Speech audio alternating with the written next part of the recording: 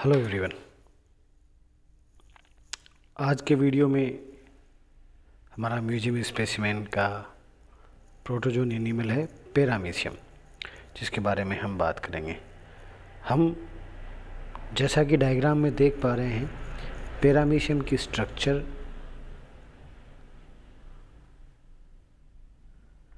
जो है, अगर हम इसको ध्यान से देखेंगे इस स्ट्रक्चर को, तो अगर इस स्ट्रक्चर को ध्यान से देखें तो ये स्लीपर की तरह है।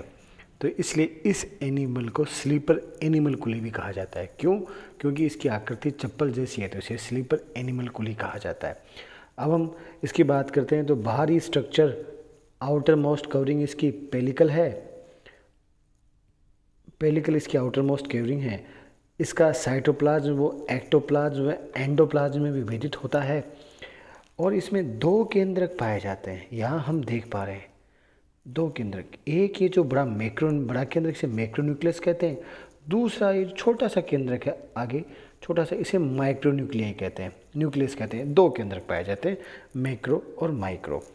हम अगर इसकी ऊपर बात करें तो ये इसकी ओरल ग्रूव होती है जो नीचे वेस्टिब्यूल में खुलती है। वेस्टिब्यूल से भी नीचे वेस्टिब्यूल होती है। ये वेस्टिब्यूल बक्कल केविटी में खुलती है। बक्कल केविटी साइटोस्टोम द्वारा साइटोफेरिंक्स में खुलती है और इस तरीके से ये इसकी आहार एक छोटी सी आहारनुमा संरचना बनती है। तो भोजन वेस्टिब्यूल से प्रवेश करता है, बक्कल केविटी से होता हुआ साइटोस्टोम से प्रवेश करता है और अंदर इसके कोशिका द्रव्य में आ जाता है। तो ये भोजन एक फूड वैक्यूल में बदल जाता है। इस फूड वैक्यूल में भोजन का पाचन होता है और पाचन होने के उपरांत जो वेस्ट होता है, वेस्ट मटेरियल होता है, ये फूड वैक्यूल इसकी पेलिकल की तरफ, आउटर मोस्ट कवरिंग की तरफ बढ़ती है और पेलिकल पे आने के बाद जुड़कर बाहर एक साइटोपाई, कोशिका गुदिया साइटोपाई के रूप में बाहर निकल जाती है, बाहर खुल जाती है और जो अपशिष्ट पदार्थ होते हैं उनको बाहर एक्सट्रीट आउट कर दिया जाता है। तो ये इसके भोजन प्राप्त और भोजन के पाचन की विधि हो गई। अब हम अगर देखें तो इसके बाहर आउटर मोस्ट कवरिंग पे, आउटर मोस्ट बाहर की तरफ लगभग 13 से 14,000 या 14,000 या इससे ज़्यादा भी हो सकते हैं, कम भी हो सकते हैं, सीलिया पाए जाते हैं। और सीलिया सतत रूप से पूरी देह पर पाए जाते हैं। तो पूरी देह पर इसके सतत सीलिया पाए जाते हैं। ये जो सीलिया हैं वो इसके गमनांग हैं, जिनमें गति द्वारा पैरामीशियम सर्पिल गति द्वारा आगे बढ़ता रहता है। तो ये हमने पैरामीशियम के बारे में पढ़ लिया है कि इसको स्लीपर एनिमल क्यों कहते हैं और पूरी शरीर पे सीलिया है, कैसे कैसे काम करता है। अब देखेंगे हम इसके क्लासिफिकेशन के बारे में। तो क्लासिफिकेशन हम जानते हैं, फाइलम प्रोटोजोआ है, माइक्रोस्कोपिक यूनिसेलुलर, क्लास सीलिएटा यानी सीलिएटा, सीलिया प्लस एटा यानी जो सीलिया को धारण करता है। तो इसके जीवन भर सीलिया इसकी देह पर बने होते हैं। ऑर्डर इसका होलोट्राइका है।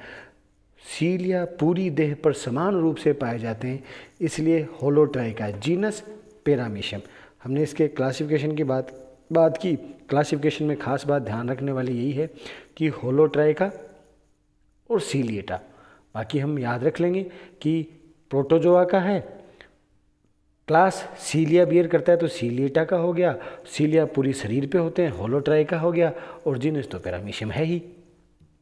अब इसके एक एक कैरेक्टर्स की बात करते हैं। तो देखें तो यह स्वच्छ जल के तालाबों में और इनमें पाया जाता है। कार्बनिक पदार्थ पाए जाते हैं, वहाँ ये पाया जाता है। सीलिया पैरामीशियम की मुख्य जातियाँ पैरामीशियम कोडेटम, पैरामीशियम बर्सेरिया, पैरामीशियम ओरेलिया और पैरामीशियम मल्टी माइक्रोन्यूक्लिएट्स हैं। यह हल्के धूसर रंग का चप्पल समान होता है, इसे स्लीपर एनिमल कुली कहा जाता है। देह पर तंत्वक या पेलिकल पाया जाता है।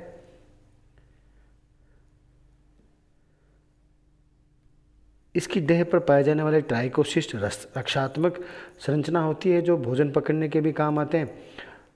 पक्षमाभ गमनांग होते हैं जिनसे द्वारा दोलक गति द्वारा या सर्पिल के द्वारा आगे बढ़ता रहता है। जंतु के अधर पार्श्व दिशा पर एक बड़ा उथला गद्दा खांच होते है जिसे पेरिस्टोम कहते हैं। वेस्टिब्यूल साइटोस्टोम में खुलती है, साइटोफेनिक्स में खुलता है, नीचे रिक्तिका में खुल जाता है, जिसकी हम बात कर चुके हैं कि भोजन कैसे कैसे आता है और कैसे पचता है। कोशिका द्रव्य अंतः एंडोप्लाज्म में एक्टोप्लाज्म में विभाजनशील होता है। जंतु में पोषण प्राणी संप्रकार का होता है। जंतु में जनन जो है अलैंगिक विधि से अनुप्रस्थ विभाजन द्वारा और लैंगिक विधि से कॉन्जुगेशन से द्वारा होता है। तो हम इसके बाइनरी फिशन, द्विभाजन और कॉन्जुगेशन दोनों को ही, लैंगिक और अलैंगिक जनन को, आगे आने वाले वीडियो में देखेंगे भी कैसे होता है।